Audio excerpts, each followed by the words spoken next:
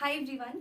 इस वीडियो में हम क्लास 9 साइंस के टर्म 2 के सैम्पल पेपर का सेक्शन सी डिस्कस करने जा रहे हैं। सेक्शन ए और बी हम ऑलरेडी कर चुके हैं। अब सेक्शन सी में आपके पास 2 क्वेश्चन होंगे और दोनों ही 4 मार्क्स के क्वेश्चंस होंगे। तो 14 क्वेश्चन से हम डिस्कस करेंगे क्योंकि इससे पहले के सारे क्वेश्चंस जो है सेक्शन ए और बी में आते हैं। 14 से हमारा सेक्शन सी शुरू होता है। So first question of section C is Raju observed that in his house following devices are used every day. Raju एक बच्चा है जो ये नोटिस करता है कि उसके घर में नीचे दिए हुए डिवाइस हर रोज इस्तेमाल होते हैं। First 4 tubelights of 40 watts for 8 hours, यानी कि उसके घर में 40 वॉट की 4 ट्यूबलाइट चलती हैं 8 घंटे के लिए। एक टीवी चलता है 120 वॉट का 6 घंटे के लिए। Third is water pump motor of 1000 watt for 1 hour, यानी कि एक पानी की मोटर चलती है 1000 वॉट की है, 1 घंटे के लिए चलती है। Now based upon this you have to answer a few questions. यहाँ पर आपको लिखा हुआ है आंसर द फॉलोइंग क्वेश्चन। इसका ए पार्ट है write the energy transformation that takes place when tubelight is switched on. सवाल आपसे पूछ रहा है कि आपको एनर्जी की ट्रांसफॉर्मेशन लिखनी है जब ट्यूबलाइट को हम स्विच ऑन करते हैं। तो जैसे ही ट्यूबलाइट स्विच ऑन हुई, ट्यूबलाइट में क्या गई? Electrical energy, and that electrical energy got converted into what? Light energy. तो 14th क्वेश्चन का जो पहला पार्ट है, 14th क्वेश्चन का ये जो ए पार्ट है, इसमें आपसे पूछा गया था simply write the energy transformation that takes place when tubelight is switched on. जब ट्यूबलाइट ऑन है तो एनर्जी की ट्रांसफॉर्मेशन आपको लिखनी है। तो जब when tubelight is switched on, जब ट्यूबलाइट स्विच्ड ऑन है, then what is happening? The electrical energy is getting converted into what? It is getting converted into light energy. तो हमें यही लिखना है। इलेक्ट्रिकल एनर्जी किसमें कन्वर्ट हो रही है? लाइट एनर्जी में कन्वर्ट हो रही है। अच्छा, फिर आपसे बी पार्ट पूछा हुआ है suggest 2 measures to save electricity. अब क्वेश्चन आपसे पूछ रहा है 2 ऐसे मेजर्स बताओ जिससे आप इलेक्ट्रिसिटी को सेव कर सकते हो। तो बहुत सारी चीजें हैं जिससे आप इलेक्ट्रिसिटी सेव कर सकते हो। अगर दिन का वक्त है, you can switch off the light. अगर रूम में अच्छा खासा वेंटिलेशन है तो आप क्या कर सकते हो? फैंस को ऑफ रख सकते हो, है ना? अच्छा खासा क्रॉस वेंटिलेशन है एयर का, तो फिर आप फैंस को टर्न ऑफ कर सकते हो। और आप सोलर एनर्जी का भी इस्तेमाल कर सकते हो। आप ऐसे बल्ब्स का इस्तेमाल कर सकते हो जो ज्यादा एनर्जी कंज्यूम नहीं कर सकते। So these were a few things जिनका आप इस्तेमाल कर सकते हो टू सेव इलेक्ट्रिसिटी।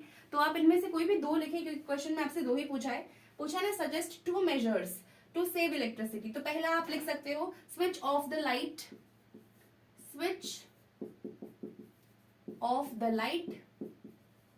पहली बात तो लाइट ऑफ कर दो। व्हेन नॉट इन यूज, ऐसा नहीं कि जब इस्तेमाल कर रहे हो तभी बंद कर दो, जब इस्तेमाल ना हो तब लाइट को ऑफ कर दो। नॉट इन यूज, है ना?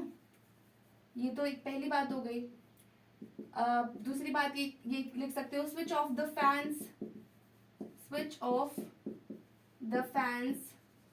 if there is proper ventilation,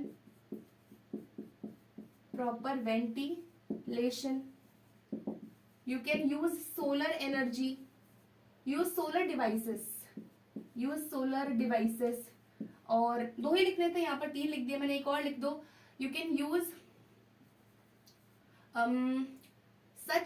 use bulbs that consume less electricity. तो ये कुछ चीजें थी जो आप कर सकते हो इलेक्ट्रिसिटी को सेव करने के लिए। अब क्वेश्चन का सी पार्ट आपसे पूछ रहा है what will be the house electricity bill for the month of March if the given rate of electricity consumed is ₹3 per unit. अच्छा, राजू का जो घर था उसमें कुछ चीजें जल रही थी, ट्यूबलाइट जल रही थी 4, एक टीवी चल रहा था, एक वाटर का मोटर चल रहा था।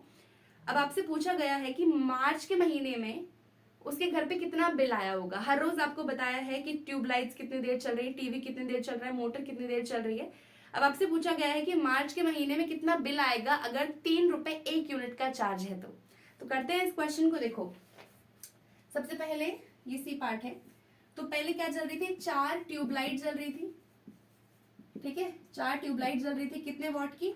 40 वॉट्स की, ठीक है? तो 4 ट्यूबलाइट 40 वॉट की जल रही होंगी। हम एनर्जी कंजम्पशन निकाल सकते हैं कि ट्यूबलाइट के लिए कितनी एनर्जी कंज्यूम हुई होगी ट्यूबलाइट को जलने के लिए। 4 ट्यूबलाइट है, 40 वॉट्स की है और 8 घंटे के लिए जल रही है। ठीक है, 4 tubelight multiply by 40 which is 160 watt और साथ में 8 घंटे के लिए चल रही है ना।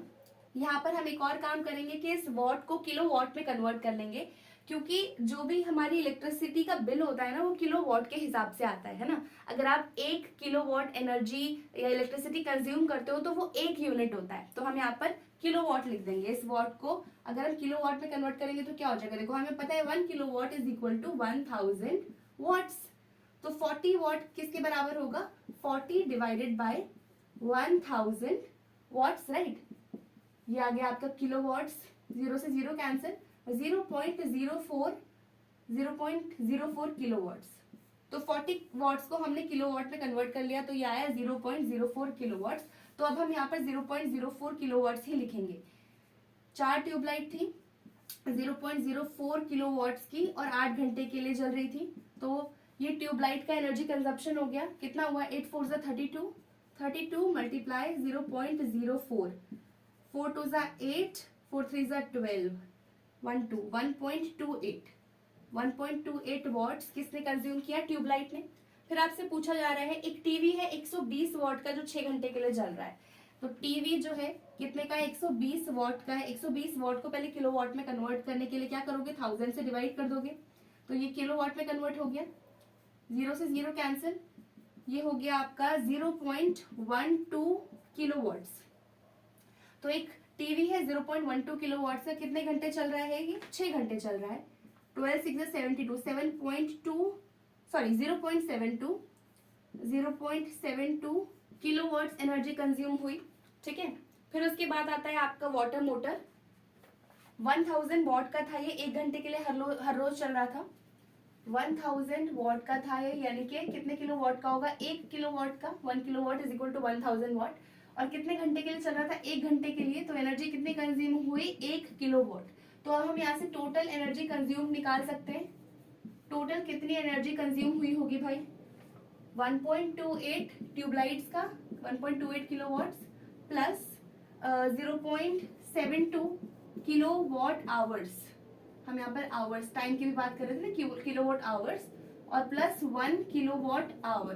तो ये आएगा आपका 3 किलो वॉट आवर्स। टोटल इतनी एनर्जी जो है इन सभी चीजों ने कंज्यूम करी है। टोटल एनर्जी आई है अभी, ध्यान से सुनो। फिर आगे आपसे बोला गया हर रोज इतनी इतनी चीजें चलती है, हर रोज इतनी एनर्जी कंज्यूम हो रही है। फिर मार्च के महीने में कितना बिल आया होगा, देखो अब मार्च में देयर आर 31 डेज, है ना, we all know, January February March has 31 days.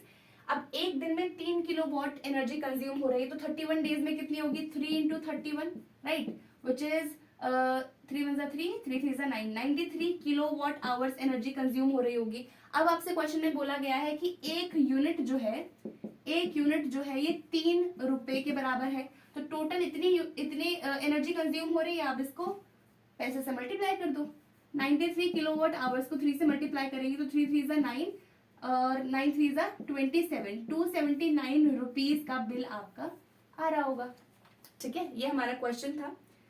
अच्छा, अब आपसे इसी में और करके एक और क्वेश्चन पूछा गया है, how much water per minute the above water pump can raise to a height of 10 metre.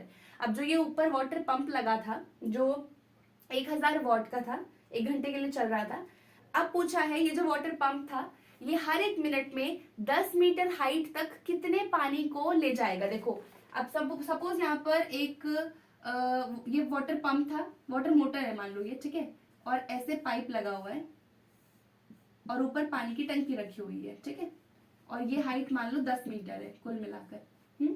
अब आपसे पूछा गया है कि ये मोटर 1 मिनट में कितने पानी को 10 मीटर हाइट तक पहुंचा देगी।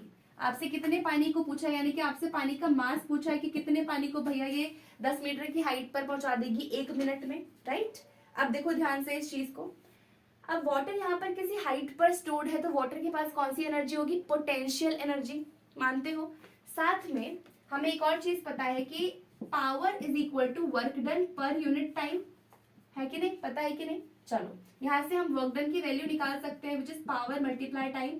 क्वेश्चन में आपसे यही पूछा गया था कि कितना वर्क करना पड़ेगा। देखो, how much water per minute the above water pump can raise to a height of 10 metre, यानी कि कितने पानी को हर एक मिनट में ये मोटर जो है पंप कर सकती है। ये मोटर पंप एक 10 मीटर की हाइट तक पहुंचा सकता है हर एक मिनट में। अब यहाँ पर वर्क हो रहा है of course, right.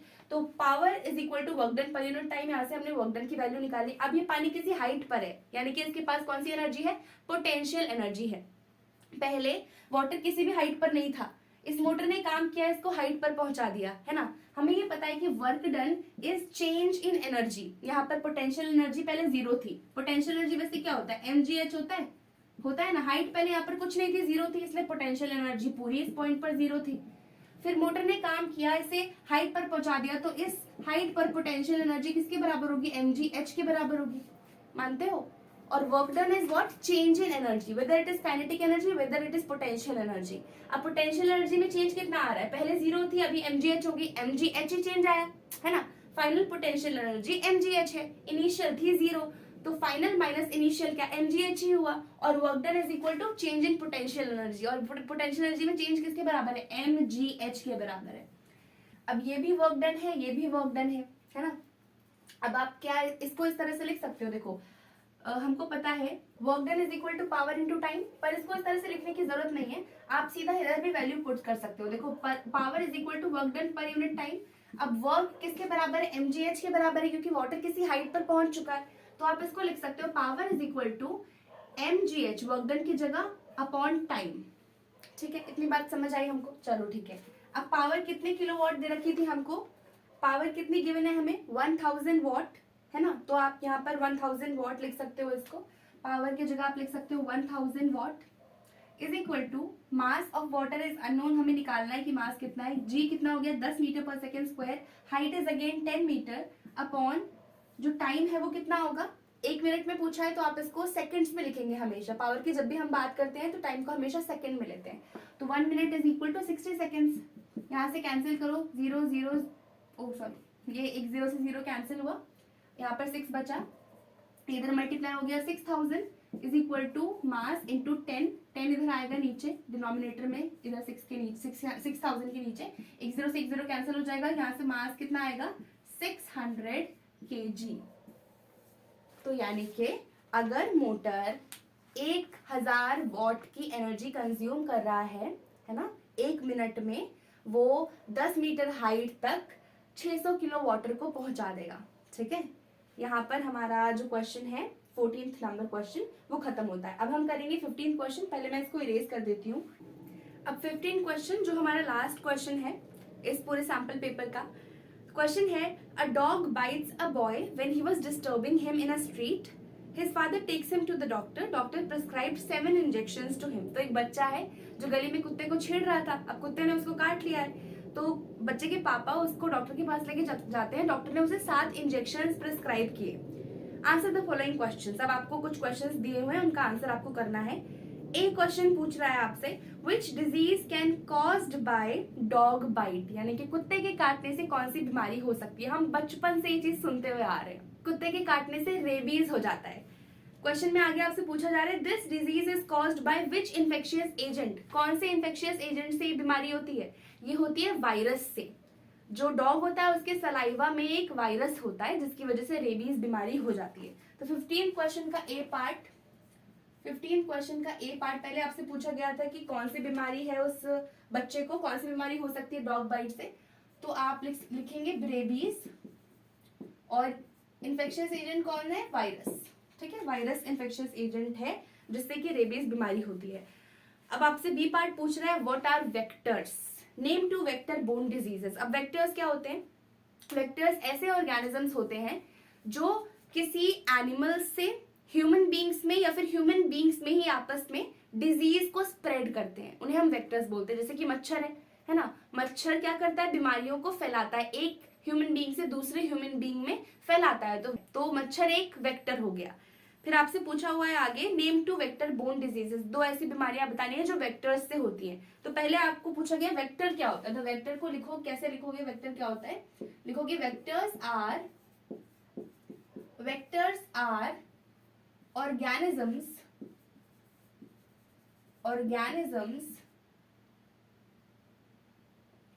who spread diseases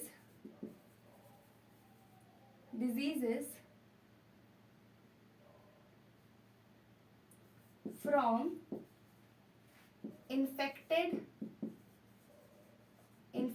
individual, और यहां पर आप लिख सकते हो from diseased individual to a healthy one. ठीक है, तो वेक्टर्स क्या होते हैं? ऐसे ऑर्गेनिजम्स होते हैं जो बीमारियों को फैलाते हैं एक बीमारी वाले इंडिविजुअल से एक हेल्दी इंडिविजुअल में, और from animals to humans, human से एनिमल से ह्यूमन में भी वेक्टर्स जो है बीमारियां फैलाते हैं। अब आपसे पूछा गया है कि आपको दो ऐसे वेक्टर बोर्न डिजीजेस बतानी है आपको तो दो ऐसी बीमारियां जो वेक्टर्स से होती हैं, पहली है डेंगू, मच्छर से होती है, और दूसरी है मलेरिया। ठीक है, ये क्वेश्चन आपका बी पार्ट जो है यहीं पर खत्म। अब क्वेश्चन का सी पार्ट आपसे पूछ रहा है, the injections prescribed by the doctor was the vaccine. जो इंजेक्शन डॉक्टर ने प्रिस्क्राइब करे अब वो एक वैक्सीन है। How these vaccines will save the life of boy.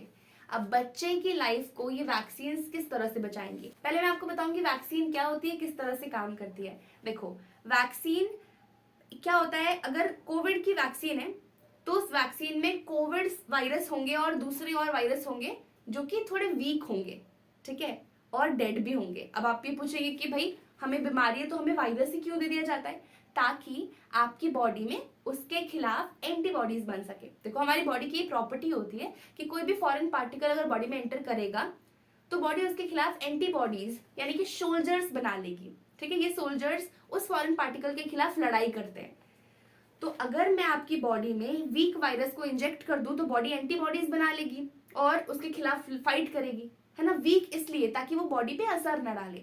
अब फ्यूचर में कभी वही वायरस स्ट्रॉन्ग, मतलब जो ओरिजिनल वायरस आपकी बॉडी में आएगा तो बॉडी के पास पहले से एंटीबॉडीज होंगी तो बॉडी उससे फाइट कर पाएगी। तो यही मैकेनिज्म है हमारा वैक्सीनेशन का और वैक्सीन का भी।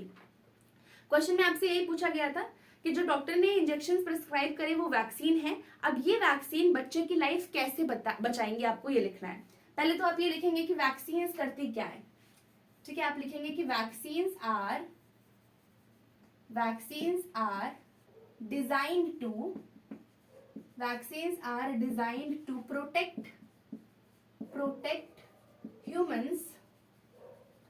humans from disease causing microorganisms